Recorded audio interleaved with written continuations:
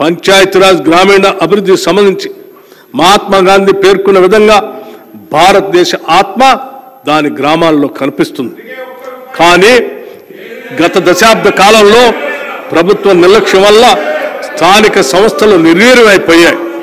కేవలం కొత్త గ్రామ పంచాయతీలు ఏర్పరిచి వాటికి ఎటువంటి ఆర్థిక వనరులు కల్పించకపోవడంతో ఆ గ్రామాల్లో కనీస మౌలిక సదుపాయాలు లేక అభివృద్ధికి నోచుకోలేదు.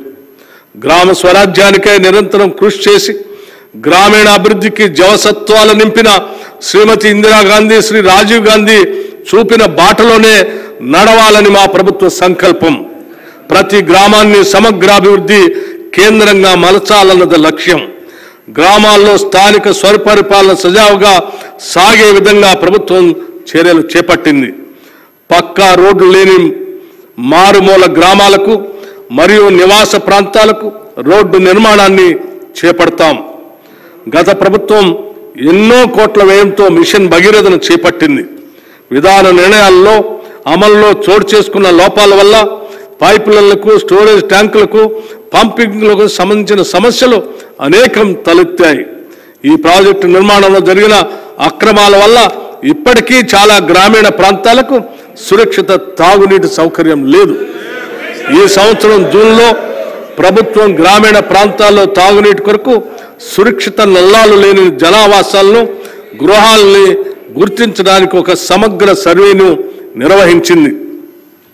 ఈ సర్వేలో లక్షలాది గృహాలకు నల్లా కలెక్షన్ లేవని గుర్తించారు. ఈ సర్వే ఫలితాలతో మిషన్ భగీరథ గురించి గత పాలకులు చెప్పిన గొప్పలో భ్రమలే అని రుజువైంది. మిషన్ భగీరథలో బయటపడ్డ లోపాలను సవరించి రాష్ట్రంలో 100% గృహాలకి సురక్షిత తాగునీరు అందించేందుకు కృషి చేస్తున్నాం. మా ప్రభుత్వం ఏర్పాటు తర్వాత తాగునీటి సమస్యను ఎదుర్కోవటానికి పలు ముందస్తు చర్యలు చేపట్టింది.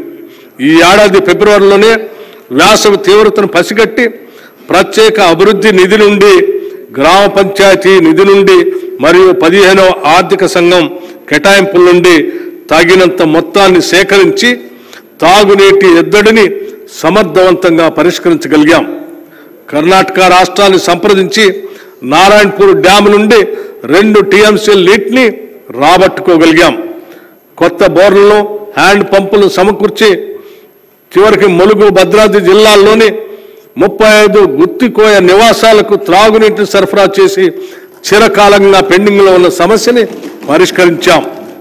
నీటి వసతులకు సంబంధించిన వివిధ నిర్మాణాల నిర్వహణ మరియు మరమ్మతులను గ్రామ పంచాయతీల పరిధిలోకి తీసుకురావాలని నిర్ణయించాం.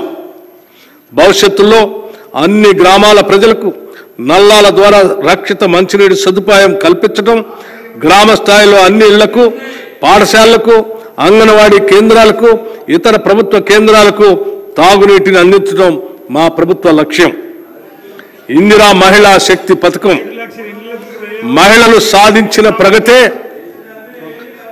సాధించిన ప్రగతే ఆ సమాజ ప్రగతికి కొలమానంగా నేను భావిస్తాను. I measure the progress of the community by the degree of progress which women have achieved.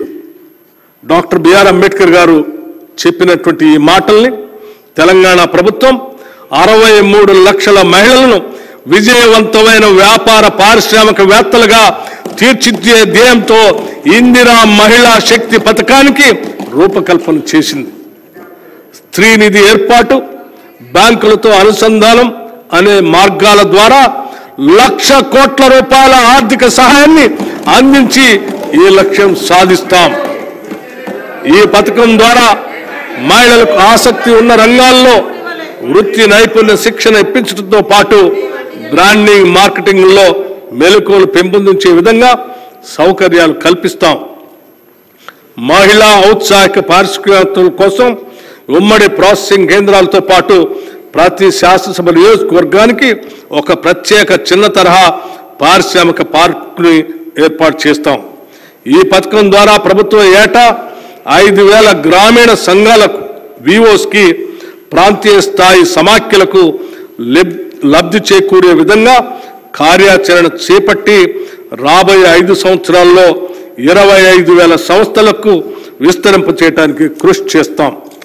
దీనితో పాటు ఇందిరా మహిళా శక్తి పథకంలో భాగంగా రుణ బీమా పథకాన్ని ఈ సంవత్సరం మార్చి నెలలో ప్రభుత్వం ప్రవేశపెట్టింది. ఈ పథకం ద్వారా సభ్యురాలు మరణించినప్పుడు పొరపాటున ఆమె పేరులో ఉన్న రుణాన్ని గరిష్టంగా 2 లక్షల రూపాయల వరకు మాఫీ చేయటం జరుగుతుంది.